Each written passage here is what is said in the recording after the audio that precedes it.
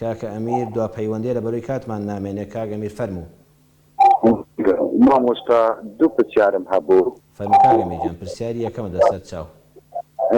مامۆستا ئەمن پێشی ئێستا تقریبا نزیکی مانگەک ئەمن پێغەمبەرم لە خەوێ خۆم دیت صلى الله عليه وسلم. اللهم صل على سيدنا محمد وعلى آله وصحبه وسلم. ئەمن دیتم ئەمە لە بەربانکەکی دابووین لە تاڵقی سەرەوە حسابکە دووقات بوو، دوو نەفەر بوون.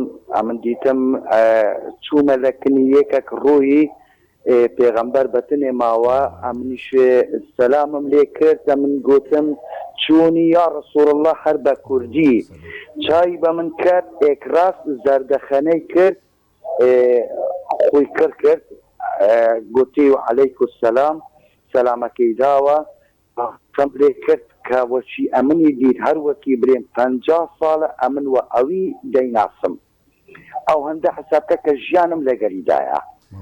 پشتی هێنجینێ ماکێتە چی لەدەستدا بوو، ئەو ماکێتەکەمان پێکەوە هەلمان گرت کە ببینە دەرێ وەچی بەربانکە چی بۆچی ساڵونە چی بوو کە ئەو بەربانکە ئەم ئەو کومبارێ بینە دەرێ ئەمن و ئەو کومبارەمان هەلگرت.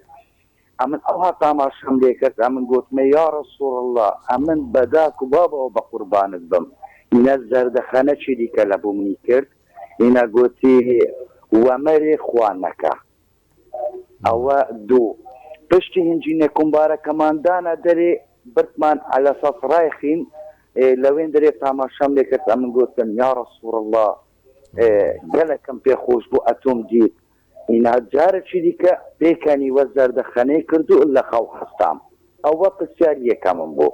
ئەمن نەمزانی معنی ئەو خەوە چ بوو و دوو ئەمن زوو سەرکردەکان دەبینم، یعنی سەرکردە با برێن ڕئیسان دەبینم لە خەوێ خۆم، نازانم ئەوە معنای چییە ئەو سەرکردانە ئەو ڕئیسانە دەیبینم لە خەوێدا زۆر دەیبینم، یعنی زۆر جار دەیبینم، ئەو ڕەنگە 10 جاران 12 جار ئەمن ئەوها ببینم. بەسەر چاو کاک ئەمیر ئینشاءالله قسە لەسەر پرسیارەکانی جەناویشت دەکەین ئینشاءالله. ئینشاءالله لە درێژەی بەرنامەکەدا گوێبیستی وەڵامەکان دەبێت ئینشاءالله خوا ئاگادارت بێت. کاک ئەمیر خەونی بە پێغەمبەرەوە بینی صلی الله عليه وسلم، هەر کەسێک کە خەون بە پێغەمبەرەوە صلی الله عليه وسلم ببینێ بەویست و ڕەحمەتی خوا هەر پێغەمبەر خودی خۆیەتی بە مەرجێک بەو وەصفە جوانانە بێ کە لە فەرمودەدا باسی پێغەمبەر صلی الله عليه وسلم کراوە.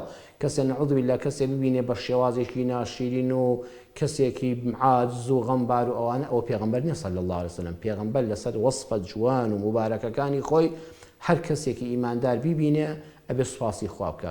کاکە ئەمیر سوپاسی خوا بکە، زۆر سڵاوە لە پێغەمبەر بدە صلی الله عليه وسلم، ئەو سڵاوەتانی داوتن زیادیان بکە، دڵنیا بە ئینشاء الله لە قیامەتیشا ئاوە بە خزمەتی دەگەی و شەفاعەتت بۆ دەکا و موژدەیەکی خۆشە.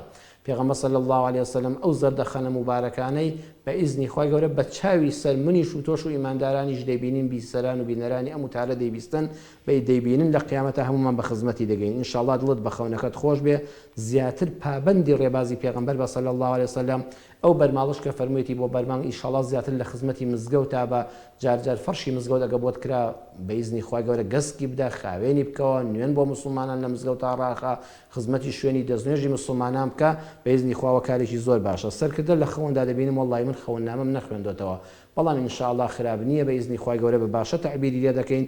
پێویستە لە کەسێ بپرسی بۆ ئەوەی کە سەرکردەکان زۆر لە خەوا دەبینی ئایا سەرکردە پیا و چاکە پیا و خراپە چییە، داوای لێبوردن لێ دەکەم. کاک ئەحمەد چونکە من هیچ کات خەوننامەم نەخوێندوتەوە، وەڵڵی ئەو بابەتانم نەبینیوە، با بەبێ زانیاریش قسەی نەکەم لەسەر نەکەم، بەڵام ئەوەی یەکەمت کە خەونت بە پێغەمبەر صلی الله عليه وسلم بینیوە، الحەمدولله موژدەیەکی خێرە، یا ڕەبی هەمومان بە خزمەت پێغەمبەر بگەین صلی الله عليه وسلم.